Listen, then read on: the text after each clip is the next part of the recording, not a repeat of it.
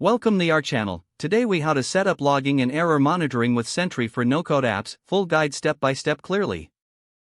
To begin setting up logging and error monitoring with Sentry for your no-code apps, access the Sentry website. Create a new account if you don't already have one. Once logged in, click on the Create Project button to start a new project. Select the relevant platform for your no-code application. You may choose from a variety of options like JavaScript, React, or similar, depending on your app. After selecting your platform, follow the prompted steps to configure your project. Sentry will provide you with a unique DSN key, which is crucial for connecting your app to Sentry. Make note of this DSN key, as you will need it later. Now, navigate to your no-code platform. Find the section where you can add custom scripts or integrations. In that section, paste the Sentry initialization script provided in the project setup.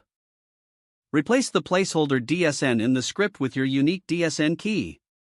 This script will allow Sentry to track errors and logging events in your application. Once you have pasted the script, save your changes. Next, you might want to define what kind of errors you want Sentry to monitor. You can customize logging and error capture settings by modifying the initialization script further. Consider adding custom tags or additional context to your error logs for more clarity. Once you've finalized your configurations, test your setup. Generate a deliberate error in your no-code app to see if Sentry captures it. Return to your Sentry dashboard and check if the error has been logged successfully.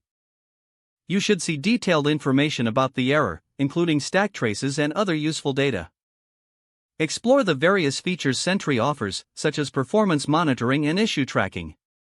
Adjust your settings and filters according to your needs for a smoother experience. Regularly review your Sentry dashboard to stay updated on any newly logged errors.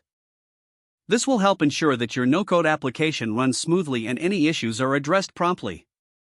If the page does not load, refresh the browser or try again in a private or incognito window.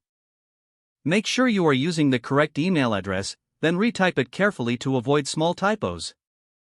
If your password is not accepted, use the reset option and create a new strong password you can remember. Don't forget to like this video and subscribe to our channel for more step-by-step tech guides.